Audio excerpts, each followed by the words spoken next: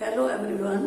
तो आज सबसे पहले आप सबने मनाया भी होगा कि आज नेशनल मैथमेटिक्स डे है। तो कुछ स्कूल खुले हैं, कुछ ने ऑनलाइन मनाया होगा। तो मैं आपको इस डे के लिए कॉन्ग्रेचुलेट करती हूँ कि आज जो है हैप्पी नेशनल मैथमेटिक्स डे है। अब मैं तो मैथ्स के सवाल करती हूँ, लेकिन मैथमेटिशियन है तो उसके बारे में भी पता होना चाहिए हमें। तो ये जो मैथमेटिशियन है, ये श्रीनिवास रामानुजन, ये मद्रास में पैदा हुए थे। 22 दिसंबर 1887 में पैदा हुए थे। 22 दिसंबर 1887 में। तो तमिलनाडु के एक उसमें मद्रास में पैदा हुए थे, जिसको कि आजकल चेन्नई कहते हैं। तो ये जो थे एक ब्राह्मण परिवार से संबंध रखते थे। तो मैथमेटिशियन में इतनी डिग्री नहीं कोई प्राप्त की थी, फिर भी इन्होंने मैथमेटिशियन का बहुत सा काम किया, फार्मूले बनाए। तो इन्होंने अपने 31 साल की उम्र में जब ये थे तो उन्होंने 120 सूत्र फार्मूले जो है मैथ्स के बनाए थे, जो इन्होंने एक इंग्लिश प्रोफेसर जो थे उनके पास वो भेजे। सभी जो लिखा था, वो सर्वे करा था, वो सब तो उन रिसर्च करी थी। तो उन्होंने जो जब देखा तो वो जो है दे भाई ये तो बहुत काबिल आदमी, बहुत अच्छा मैथमेटिशियन है, ऐसा तो वर्ल्ड में ही कम मिलता है। इसका दिमाग, इसको क्या कहते थे हम, इनफाइनिट मैन कहते थे, क्योंकि इसने बहुत इन्फिनिटी की खोज करी थी और बहुत से सूत्र करे, फार्मूले बीज गणित के, अर्थमेटिक के। तो उसके बाद उन्होंने इसे 1918 में वहाँ कैम्ब्रिज यूनिवर्सिटी में बुलाया, वहाँ की मेंबरशिप दी, जो कि बहुत कम लोगों को मिलती है। लेकिन हुआ ये कि इनकी जो आयु थी वो बहुत कम थी। तो ये 26 अप्रैल 1920 को इनकी 33 साल की आयु में ही डेथ हो गई।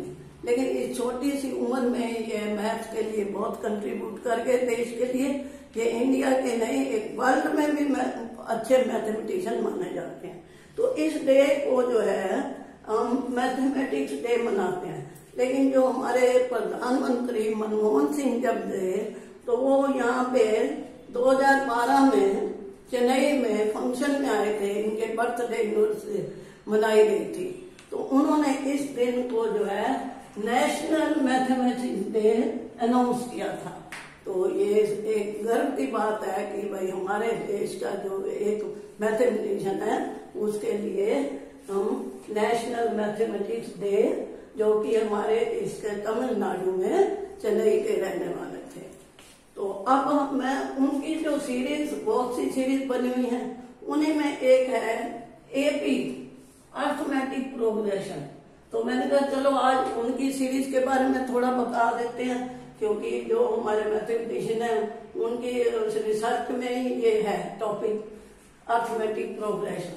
अब ये क्या होता है कि अर्थमेटिक जो होता है, मैथमेटिक की 3 ब्रांच होती है, अर्थमेटिक, अलजेब्रा, ज्योमेट्री। तो उसमें अंकगणित कहते हैं हिंदी में, बीजगणित और रेखा में। अब उसमें क्या होता है, सीरीज दी होती है हमें, और हमने उस सीरीज को क्या करना होता है कि देखना होता है कि ये जो है इनका आपस में डिफरेंस कितना है, और उसमें फर्स्ट टर्म कौन सी है, टोटल कितनी टर्म है, तो वो कहाँ तक जा रही हैं। तो उसके लिए हमें जो है ये जैसे सीरीज दी हुई है, यहाँ पे मैंने लिखा है ये 5 प्रश्नावली है, तो 10th क्लास के। तो फर्स्ट सीरीज मैंने जैसे लिखी है यहाँ, ये है 9, 15, 21, 27, उसके बाद ये डैश। अब इसमें हमें क्या निकालना है, वो कहते हैं फर्स्ट टर्म बता। अब जो फर्स्ट टर्म है वो क्या है, उसको हम ए डिनोट करते हैं, ए कह देते हैं, तो 9 है। अब उसके बाद क्या है, कॉमन डिफरेंस क्या है, इनमें कॉमन डिफरेंस बताना होता है। तो उसके लिए क्या करना होता है, जैसे सेकंड टर्म में उसमें से फर्स्ट टर्म घटाएंगे, थर्ड में से सेकंड घटाएंगे, और फोर्थ में से थर्ड घटाएंगे। इसी तरह कंटिन्यूस होगा और वो डिफरेंस एक जैसा आएगा, इसलिए उसको हम कहते हैं डी। तो डी हमारा जो है वो क्या है, 15 में से 9 जाएगा तो 6 आएगा, और 21 में से 15 जाएगा तो भी आप देखो 6 ही आएगा, और 27 में से 21 जाएगा तो भी 6 आएगा। तो ये हमें भी होगा। अब हमने जो है इसकी नेक्स्ट टर्म निकालनी है, 27 के बाद जो टर्म होगी वो क्या होगी। तो उसके लिए ये फार्मूला है टी एन बराबर है ए जमा एन माइनस 1 बराबर है डी।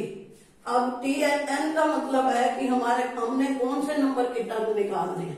अब हमें ये 4 टर्म दी हुई है, हमने 5वीं निकालनी, तो टी 5 हो गया, और ए क्या है हमारे पास 9 है, और एन क्या है 5 है, और 1 घटा होगा, और डी क्या है हमारे पास 6 है। अब हम इसको जब करेंगे ये 9 आ जाएगा, 9 जमा 5 में से क्या 4 और 6 से गुणा की 6 चौक 24, तो 9 जमा 24, तो हमारा आंसर क्या आ जाएगा 33। तो ये हमारा ABCD arithmetic progression 10th class के 5A एक्सरसाइज है, new edition RS Agarwal. New edition जो है RS अग्रवाल का, उस बुक का ये फर्स्ट पर्सन का फर्स्ट पार्ट था। तो इस तरह ये आगे और पार्ट्स दिए हुए हैं।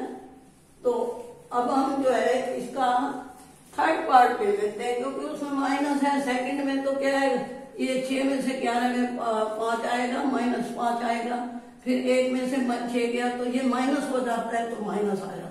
थर्ड पार्ट जो है वो धारे माइनस के हैं, तो ये थर्ड पार्ट में लिख रही हूँ।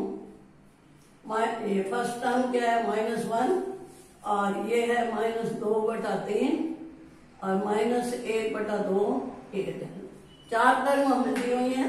तो ए क्या है हमारे पास, ये तो ये -1 हो गया। अब हमने डी निकालना है, अब यहां से डी निकालेंगे। अब देखो ये -5/6 है, इसमें से -1 घटा करेंगे तो वो जमा हो जाएगा। तो अब जमा करेंगे तो ये 6 और 5 घटा गया 1/6 आएगा। तो हमारा डी 1/6 आया। इसी तरह आप इसमें से ये घटाएंगे, -2/3 है, तो इसको घटा करेंगे ये भी प्लस हो जाएगा, क्योंकि जब घटा करना है तो पहले ही घटा का चिन्ह है। अब इसका भी 6 कम आ जाएगा, ये -4 जमा 5 बन जाएगा, और 1/6 आ जाएगा। तो इस तरह हमारा जो है ये 3 डी जो है वो 1/6 हो जाता है।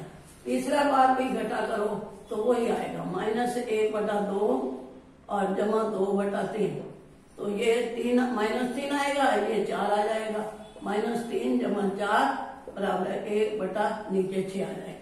तो डी हमारा जो है वो 1/6 है। अब हमने ये डी लिख दिया। तो अब हमारे पास ये निकालना है, हमने वही 5वीं टर्म में निकालनी है इसमें भी। तो आप यही सूत्र जो लिखा हुआ है T5 बराबर है ए क्या है -1 प्लस एन क्या है 5, ए क्या है -1, एन क्या है 5, और ये -1, और डी क्या है हमारा 1/6।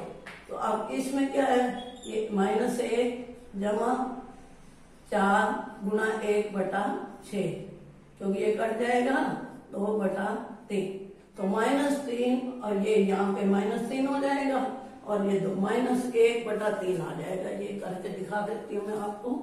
यहाँ पे ये -1 है, और ये जमा 2/3, 3 लघुत्तम आ जाएगा ना, तो -3 जमा 2, तो -1/3। तो ये इसका आंसर आ गया हमारा इस सवाल का। तो ये मैंने इसलिए किया कि भाई ये आसान जो सीधे आंसर निकल आएगी तो वो तो सीधा बन जाता है। इसमें क्या है कि आपको माइनस को भी देखना है कि पहले ही माइनस है और फिर भी हम माइनस कर रहे हैं तो वो चिन्ह बदल जाता है। इसी तरह हमारा जो है 5वां पार्ट जो है वो क्या है, इसको लिख देते हुए 5वां पार्ट है ये √20 √45 √80 वर्गमूल मतलब 125, और यही 5वीं टर्म भी हमने सब में निकालनी है। तो इसमें क्या है हमारे पास ए क्या है √20। अब 20 का ये अंडर रूट में है तो इसका हम जो है गुणनखंड बनाए तो 4 × 5 बनता है। तो ये क्या आ जाएगा हमारा 4 का वर्गमूल 2 हो जाता है तो 2 √5 ये आ गया। अब ये ए की वैल्यू आ गई, फर्स्ट टर्म यही होगी हमारी। अब हमने डी जो निकालना है, अब अंडर रूट जो 45 है इसको हम कैसे लिखेंगे, तो हमने 5 को लाना है तो 9 × 5 √5 चाहिए ना इसमें, तो वैसे भी बन जाता है ये 3 √5 बनेगा। इसी तरह √80 जो है वो क्या बनेगा हमारा, उसको 16 × 5 ये गुणनखंड है, इसमें 16 × 5 आ जाएगा तो 16 का क्या आ जाएगा 4 √5। तो 125 का क्या आ जाएगा 25 × 5 लिखोगे या 5 3 बार लिखोगे तो हमने अंदर जो है वो 5 लाना है, तो ये सारे इस तरह बन जाएंगे। उसके बाद हमें क्या करना है कि इसका जो है हमारे पास फर्स्ट टर्म तो आ गई है, अब हमारे पास डी जो है वो देखना है कि कितना है। ए जो है वो √20 है बराबर है 2 √5। अब डी निकालना है हमने। अब डी क्या आएगा, ये √45 है, ये 3 √5 हो गया और उसमें से ये 2 √5 घटा कर देंगे तो हमारे पास क्या बच जाएगा √5। तो डी हमारा जो है वो √5 आएगा, हर बारी यही आएगा। ये 4 √5 है, इसमें से 3 घटा करेंगे 3 √5 तो भी आपका √5 बचेगा।